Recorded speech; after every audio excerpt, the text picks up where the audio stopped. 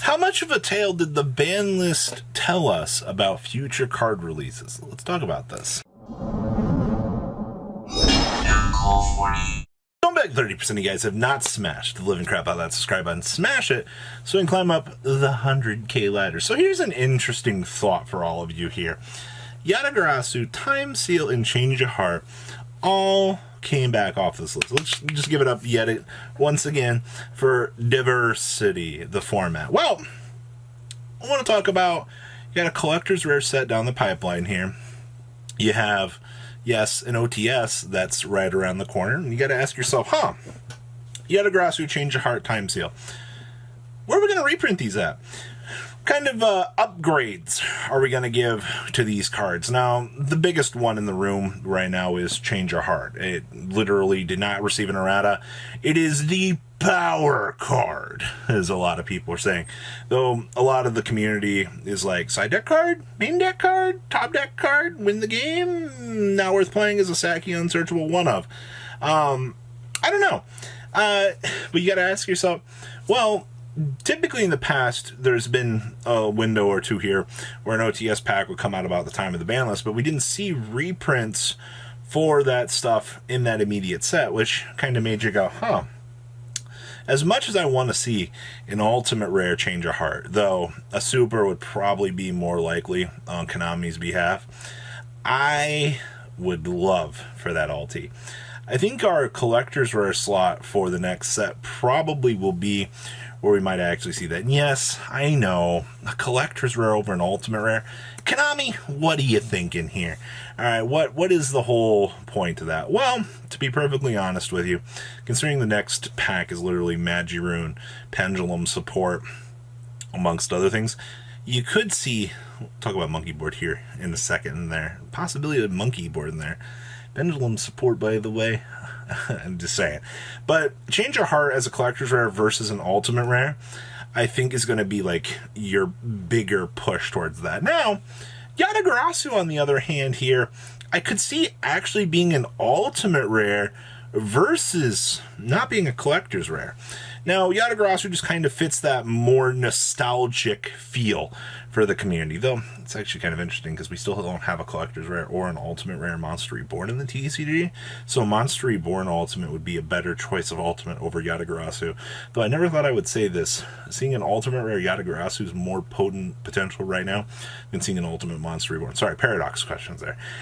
So, OTS, once again, with those missing slots, you want to look at Yatagarasu here. I don't know why. I don't really have much of an explanation, just to say that even though, like, I think an ultimate rare Yata would hella look good, I don't foresee Yata. I don't see the collector's rare.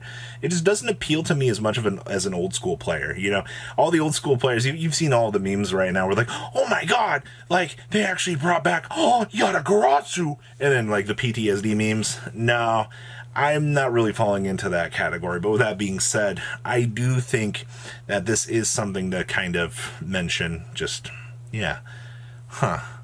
So, some sort of Yatagarasu reprint. The thing is, like, OTS would be the most ample place to put it as an ultimate. But, I don't know. I guess if it ends up as a collector's rare, there's that. And then you got, like, Time Seal. Now, to be perfectly honest with you, Time Seal shouldn't be a collector's rare. Though, to be fair, Time Seal does not have any hollow upgrades at this point in time, which is kind of interesting. Though, an ulti Time Seal would look nice. It would just definitely be one of the cheapest ultis in the game. Actually, seeing the price tag on Dark Requiem being under like $20, $25, I think you would see Time Seal being at that exact same price. Yeah, it's a trap card that skips a battle phase, or it skips a draw phase, but it's not worthy of like a holonistic upgrade or beyond like a super. You can put it in an OTS pack as a hollow upgrade, but you got to ask yourself, is it worth it? And the answer is no. No, it's not. So right now, people are looking at the next collector's rare set versus not so much the OTS pack. Now, the reason why I say that is typically these OTS packs are designed very far out, but then again, so should the Rune set. The Rune set Tactical Masters should have been designed probably about the same time. So if they're not choosing to do these hollow upgrades in here, at that point in time, you got to ask yourself, all right, well, where else are they going to put them? Mir Battles reprint set? is so far down the pipeline here, it's actually ridiculous. So I can see collector rare change of heart. An ultimate rare Yatagarasu would be nice. Alright, I'd be fine with that. Actually, I think an ultimate change of heart would look equally as good as Yata, but there's that. And Time Seal doesn't deserve it. Now, that begs my next question here. Where in the heck is my ultimate rare Ash Blossom at, Konami? Alright, I'm looking at you right now. Ash Blossom, Ghost Ogre, and Tron Lockbird both have ultis at this point in time. Why are we dodging the fact that Ash Blossom still does not have an ultimate rare? I'm just questioning that, because to me that is such a left field thing, that the most popular hand trap, you can't tell me that Ogre and Droll are more impact, or at least in terms of popularity, are more impactful than those, because the answer is Imperm got an ulti. Where the heck is my Ash Blossom? I ask you that, ladies and gentlemen. You would have figured at this point in time that Ash Blossom would have already had an ultimate reprinting. And that brings up the next sub-question here. Where's my ultimate Monster Reborn at? You know? Monster Reborn was a staple for so long. But Monster Reborn, yeah, we got the Lart, and that was a nice little pickup over time here. But you got to ask yourself, ladies and gentlemen, where are these very nice holo upgrades? All right, I think they're trying to hold these back for like a rainy day. But if Forbidden Drop, like these metagame warping cards, all have these ultimate rares, why not? Another interesting one that I'd like to see an upgrade would be Lava Golem. You know, Lava Golem just got its Speed Duel Ultra printing, which is actually kind of cool. But Lava Golem's one of those cards that shows up in the metagame, and you're just like, you know, this would be nice. You know, maybe there could only be one. There's an entire like long list of cards that every time we look at like list, we're like, why have you not upgraded these? You know, especially. The other interesting thing is right now, considering, you know, that Despia is now the best deck, now you can look at Despia stuff and go, all right, upgrades? I mean, we did just upgrade Tragedy.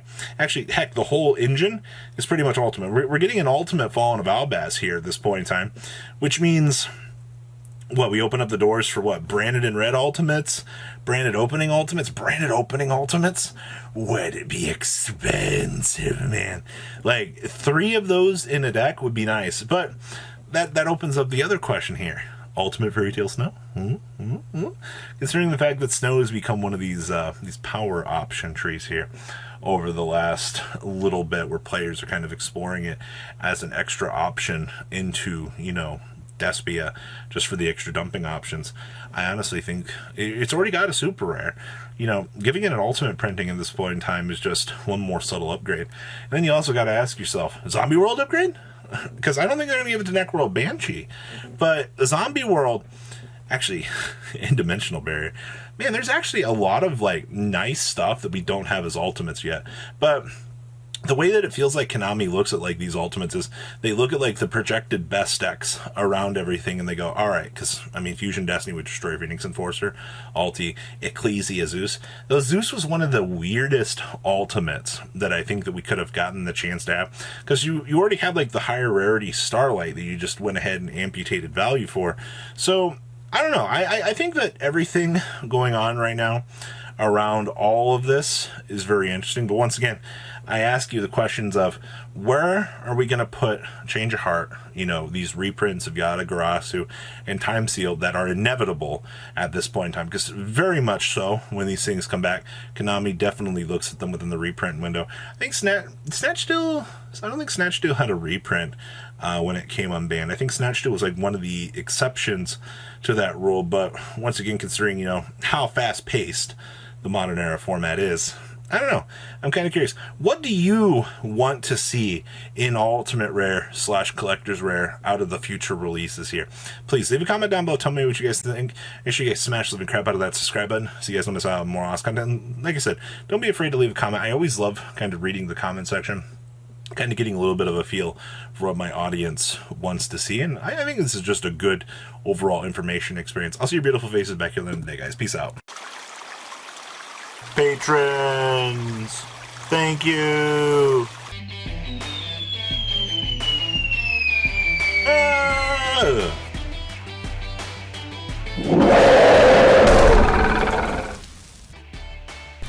Thank you so much for watching. Check out these other videos.